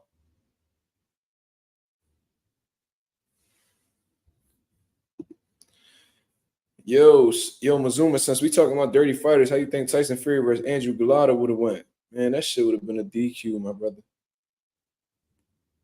Shit. J Cash said, J Cash said, Hell in a Cell plus Inferno match with padless gloves made the best juice head win. Facts. Yeah, Andrew Galata, he didn't try to hide it though. At least Tyson Fury was a little bit sneaky with the shits. Like, you know, when he fought Ngannou, he snuck in that elbow. You know what I'm saying? He did little shit like where the ref couldn't really notice it, or you know what I mean? Galata, he didn't give a fuck. That nigga just hit the cup on you. Bow. And the ref would be like, yo, bro, chill. He'd do it again. Boom. Another one. Boom. Like he blatantly looking for the ref to intervene and get him up out of the ring. You know what I'm saying? Tyson Fury don't want to lose the fight. Galata don't give a fuck about losing the fight. Once shit get hot, he looking for a way out. He trying to tell the corner to stop the fight. They don't want to stop the fight. All right, I'm going to stop it myself. Tito did Vargas dirty. Definitely did. But, I mean, it is what it is. Y'all got to understand, it's a fight. You know what I'm saying? Tito clipped him first round early. You know what I'm saying? Vargas, he was pretty much out on his feet for the few upcoming rounds. But for the most part, you know, he recovered and then he dropped Tito. So Tito was like, all right, we're going to have to slow this shit down a little bit. You feel me?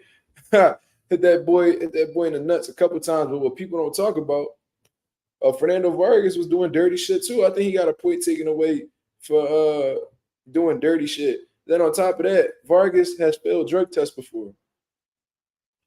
You know what I mean? I ain't never hear about Tito failing no drug test.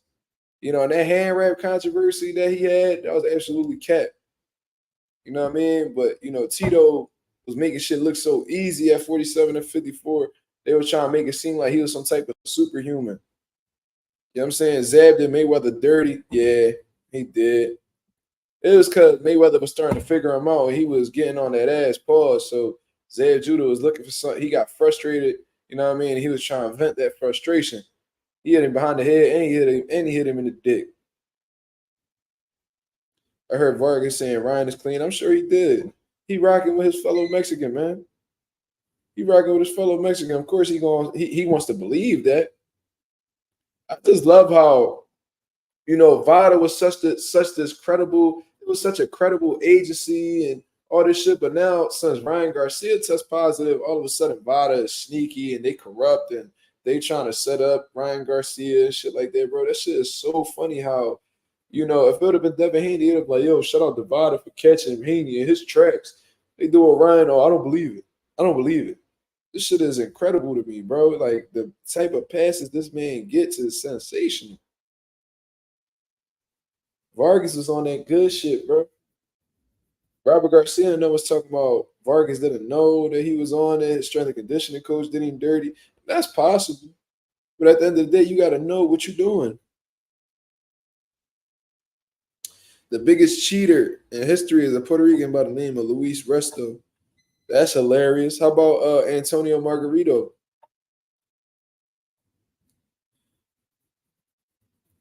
How about Antonio Margarito, who had a whole block in his hands when he got caught by our brother Nazem Richardson? You know what I mean? Louis Resto, you know, he banned from boxing for life. I know exactly who Louis Resto is, bro. You're not telling me nothing new. I'm informed. I met Louis Resto. I met him at the Atlantic City Boxing Hall of Fame. You ain't telling me nothing new, my brother. I've been around the block a few times. He's considered the biggest cheater in boxing history. Embarrassing. Okay. I don't think that really reflects, you know, Puerto Rico in any way. If you a cheater, you a cheater. I don't know if ethnicity got anything to do with it. You know what I'm saying? So it is what it is. There's plenty of cheaters in the sport of boxing. You know what I mean? But we also You got the youngest world champion in boxing history. You know what I'm saying? I believe Puerto Rico is the only country to have a world champion in every weight class in boxing, still to this day. So those are the accolades that I look at because, I'm not a hater. I'm a pretty optimistic person. You know what I'm saying? You over here trying to throw shots at Puerto Ricans, but you just look corny at the end of the day. So it is what it is.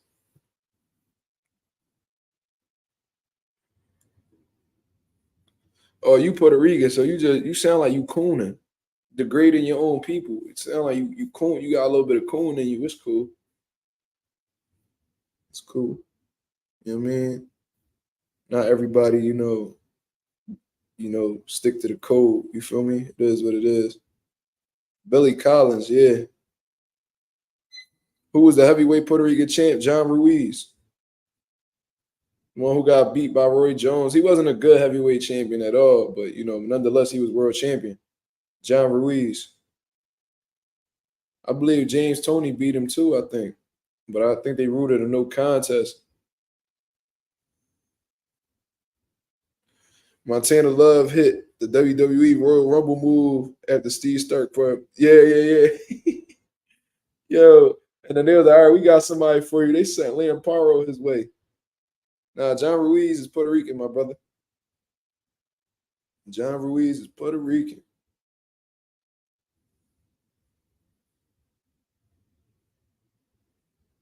Yeah, bro. David Tua did John Ruiz dirty, like off the rip. Then that fucking bell rang and David Tua came out guns blazing and just smoked John Ruiz, dog.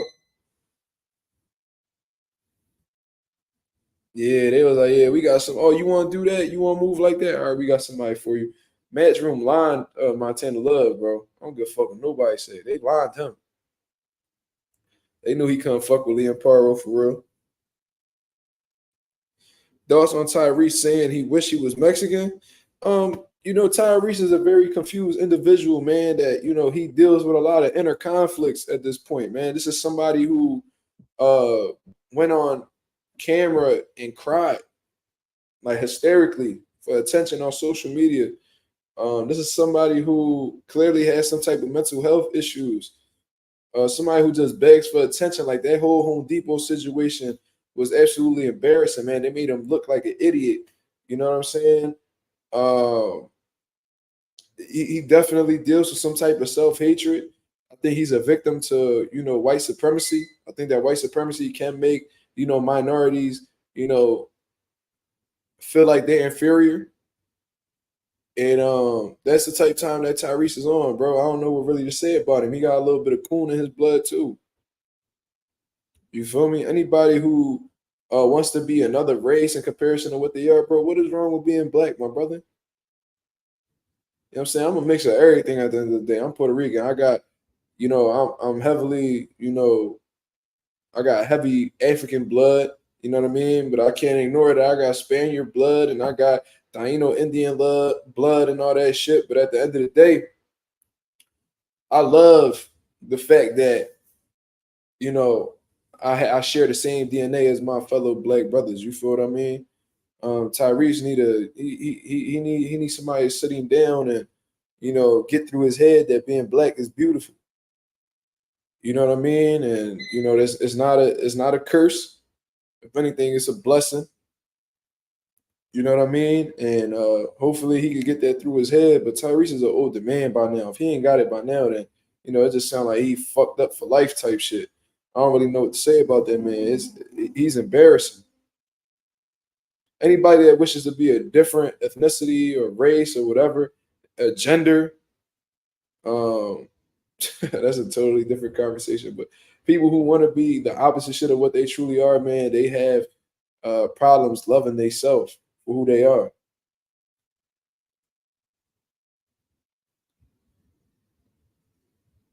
I fuck with you, Mazuma, but Africans ain't black. But I feel you. Oh, bro, I guess, bro. You trying? You want? I don't know. I don't know. That's a totally different conversation. I disagree with you. That's a conversation I ain't really trying to get into. That's something you gotta talk to Dr. Umar about or something. I don't really care to have that conversation. Like Africans not black. Okay.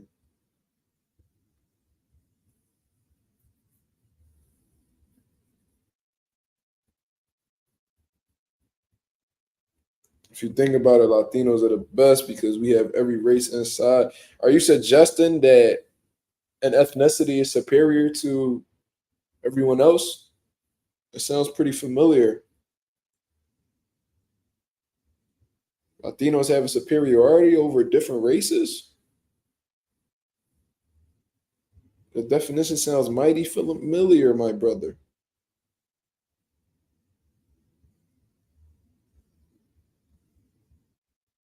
That's a fact, Orlando Finney. You hit the nail on the head with that one. That's what Tyrese got to understand, though. You feel me?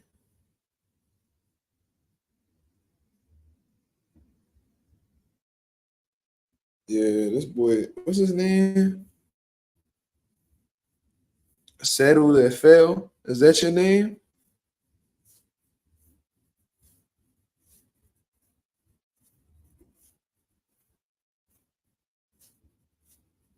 Karma said cats are better than dogs. I had this cat since he was 2 months old, man. I love my cat. I ain't letting him go. I made a promise that he gonna die with me. For sure. He'd be with me the rest of his life. It's my boy. He well taken care of. But yeah, I'm gonna get a little dog too. They gonna have a little good friendship. I know some are gonna be mad for like a month, but he'd be all right.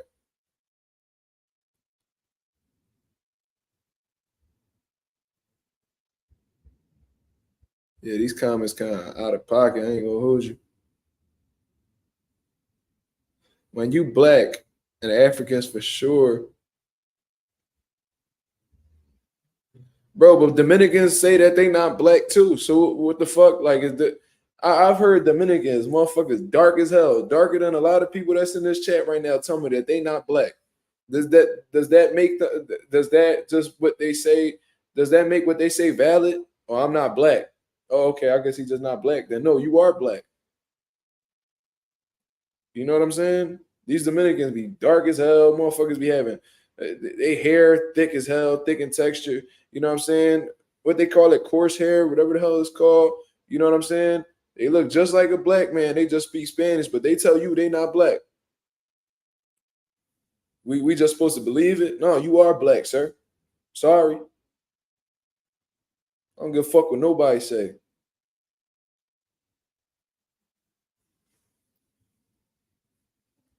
What are y'all some of y'all favorite beatdowns in boxing? Trinidad versus William Joppy. Wilfred Benitez versus Maurice Hope. Roy Jones versus Vinny Pazienza. Yo, he did him dirty. Oh, Roy Jones beat the shit out of him, bro. Yeah, Cotto getting his payback against Margarito. Cotto versus Paulie Malignaggi. Fuck, Cotto had a few. He whooped a few niggas' asses. Trinidad did too. Joe Louis versus Max Schmeling. Shane Mosley beat the shit out of. Yeah, I love when he fucked Margarito up, man. That shit, man. I was so hyped. That might have Ray Mercer, Tommy Morrison. Now you cooking. Now you cooking. He did Tommy fucking North. I met Ray Mercer too. Cool dude. His wife tried to come around and try to charge me for an autograph, and Ray Mercer was like, "Man, get the fuck out of here!" Signed my autograph, and they handed me the glove. That shit go to show you, man. These women be greedy out here in these streets, cuz trying to charge me $20 for an autograph, and I already paid to get in. And they said that the autographs and the pictures that was free to the public. Meanwhile, this little greasy ass woman want to come over here and charge me a dub for an autograph when it's not her who's doing the autographs. He said I look like Josue Vargas. I mean, we got similar characteristics, but I definitely ain't nothing like Josue Vargas. That boy got a little. He definitely got sugar in his tank. If you know, you know. You know what I'm saying? Ain't nothing like that, man.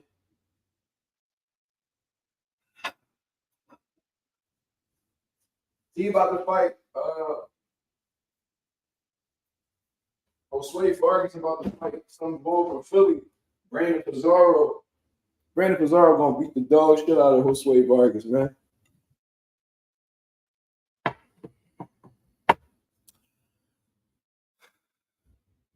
Tell me some positive things Paulie did with his career. Became two-time world champion. I think he was two-time world champion. It's about as positive as it could be. And he got some solid wins on his resume too.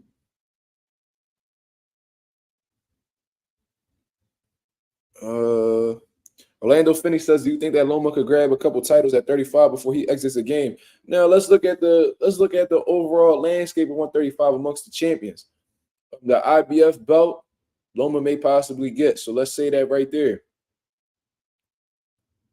Yeah, Josue Vargas, he is an embarrassment to Puerto Rico. I agree with you.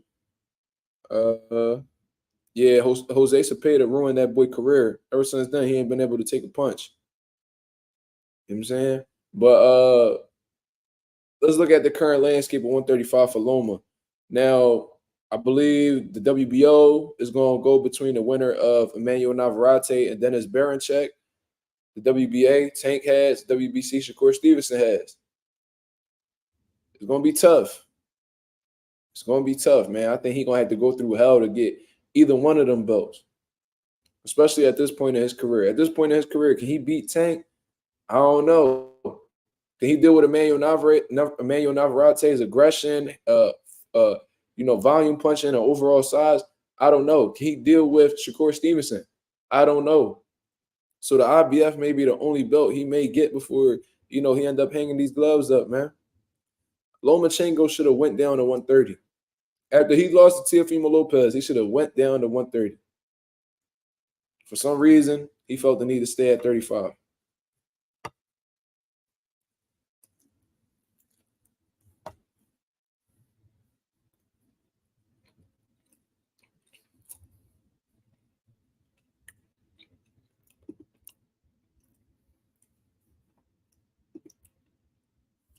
That's actually a good question. What country has the most champions in all divisions currently? Probably the U.S. I don't know.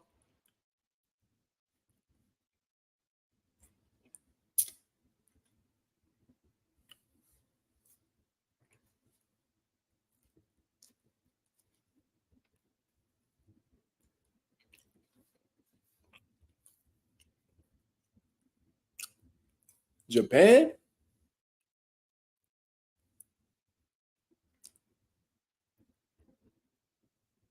Maybe the U.S., man. I don't know.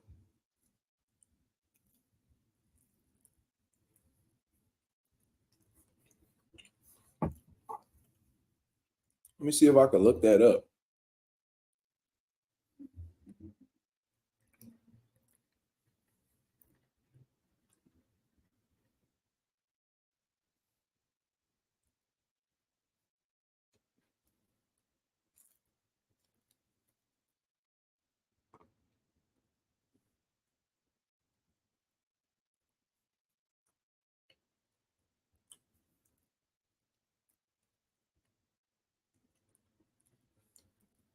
The fuck? The United States has the most champions in boxing history.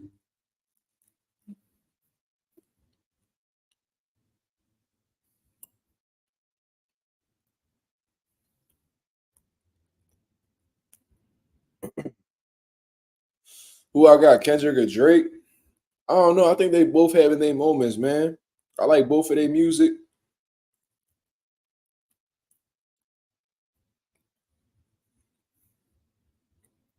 But I think Kendrick edging it out slightly.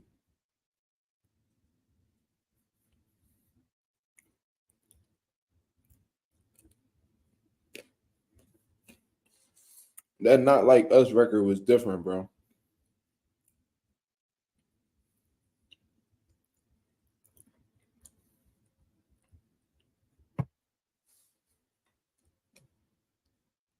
Did Kendrick even mention Eminem in that Control verse? That goes for Jermaine Cole, Big Crit Wale, Pusha T, A$AP Rocky, Drake. Tyler McMillan, I got love for you. He ain't mentioned Eminem in that Control verse, so that's probably why he ain't say shit.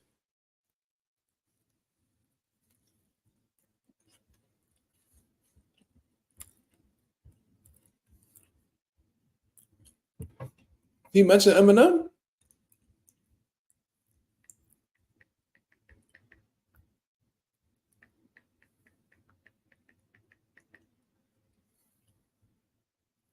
Hmm. Let me see.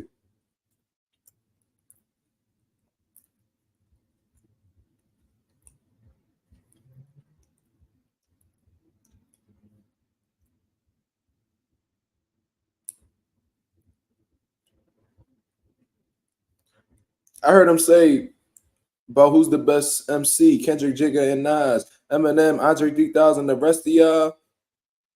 Like he's literally putting Eminem in the debate though. Like he's saying like, who's the best MC, Kendrick, Jigga, and Nas, Eminem, Andre 3000. Like he's saying those the best MCs, but the rest of y'all don't get involved with what we got going on because we the top niggas. That's who he considers the top people. So let me see.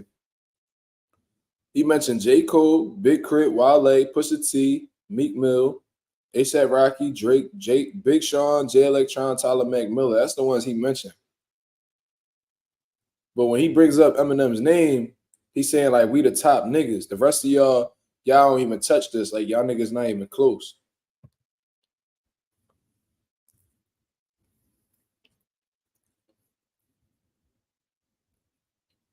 So it wasn't a diss towards Eminem.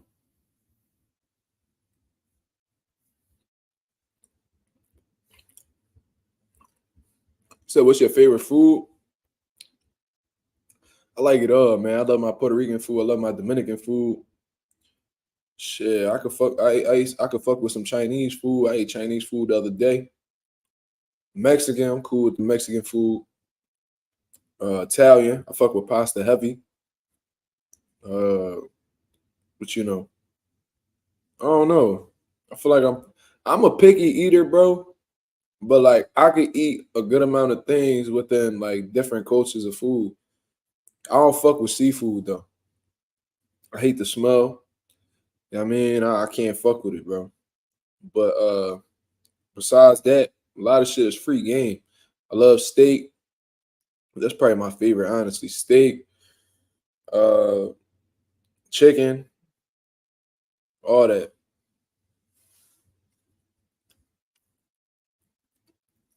I can't fuck with seafood, bro. I can't.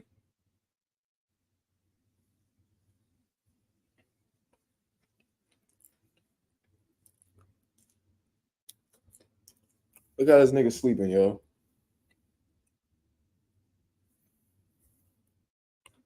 Nuts out.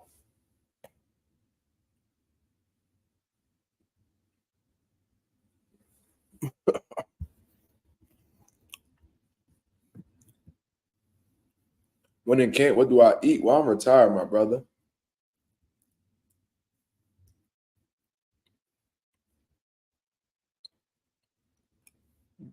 Um,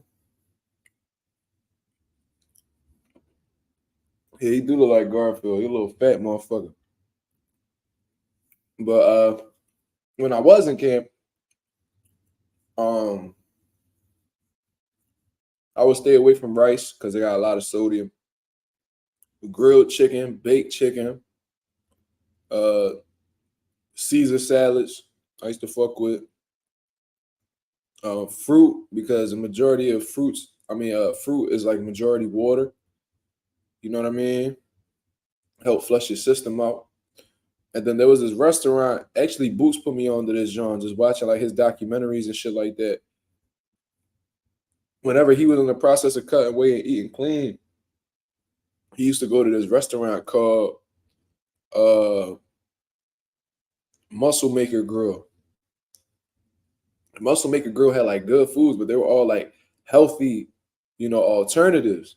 You know what I mean? So I really used to go to Muscle Maker Grill all the time throughout, consistently throughout the week because I felt like I wasn't like making myself suffer eating bullshit. Like I was eating good quality foods that actually taste good and I was losing weight at the same time. You feel what I mean? Caesar salad was invented in Mexico. Jesus Christ, I didn't know that. You just put me on something new. Japanese food took a while to grow on me. Yeah, I like, my girl, she Cambodian, right? So like, I don't know, the foods that they be making and shit like that, I don't really be fucking with. I'm gonna keep it 1,000 with you. I don't like their food at all. I try to not to be rude or disrespectful, you know what I mean? But I can't do it at all. So yeah, a lot of Asian foods I don't really get into. Hello Fresh is the only nutritionist you need. I don't know. I used to cut weight pretty easy though. I worked my ass off, bro.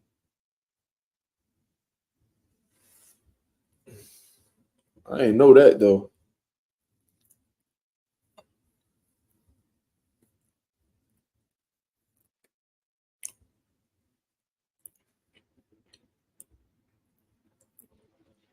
Everybody around me loves seafood though. My mom, step pop, father, shit, my girl, my son, mom, they all fuck with seafood heavy, bro. They used to get them big ass boils and shit. They used to just go to work. My pop used to fuck with oysters, crawfish. He could sit down and eat a whole big ass plate of crawfish, bro. It'd be cool. Um, I don't know. It ain't never been for me, but I actually tried it. I'm not one of them niggas that be like, it ain't for me, and then I don't try it type shit. You know what I mean? Bro, the smell. I remember I had a Jamaican platter, bro. It was like mac and cheese, rice with like salmon. And the salmon looked so good, bro, but it just had that smell to it. And then when I ate, I couldn't fuck with it, bro. What part of Puerto Rico are you and your family from? We from Patillas. Patillas, Puerto Rico. My mom's side, she from Barranquitas, but I always my dad's side and shit, we always rock down Patillas. I was just in Patillas probably like 2 weeks ago. Yeah, like 2 weeks ago, we was in Patillas. I was over there for like 4 days. I love being over there, man. You got the mountains, you got the beach. You know what I'm saying? You got the waterfalls, you got the rivers. And I love Patillas, man. We got a house over there, so whenever, whenever I feel like it, I could just get up and go. You feel me? Troy Isley, yeah, Troy Isley, nasty. Lara versus Adames. Adames youth might really play a part in that fight with Lara, but I don't know, man. Lara been out here sitting down on his punches and knocking shit the fuck out.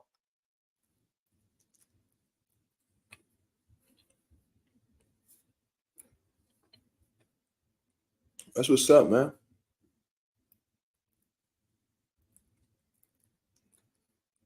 Puerto Rico is due for a great dominant fighter. It's been a while. That's a fact, man. It's like when Cotto dipped, there's been a void.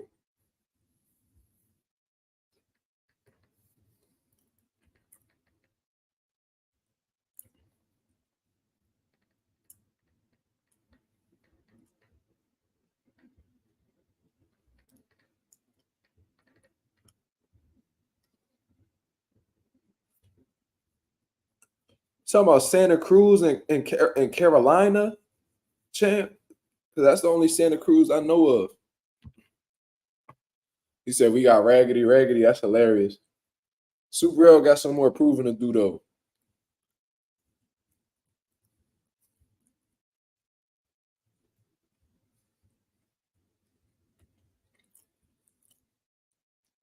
I never liked San Juan, man. I feel like that shit overrated.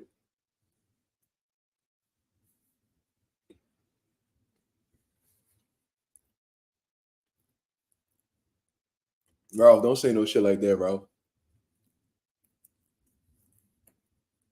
And Berlanga, the face of Puerto Rican boxing, we doomed.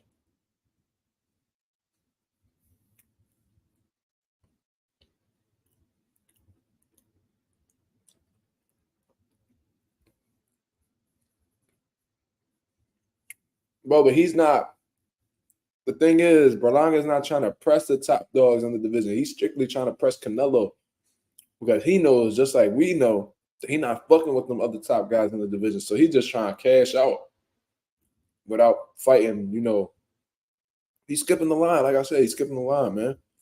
You know what I mean? He's just trying to cash out before one of them dudes, cash out on him. We only had one Puerto Rican chick at high school. Where are you from, Sam? Where are you from? I wonder if there's any Puerto Ricans in the UK. I might be the first Puerto Rican to step foot in the UK.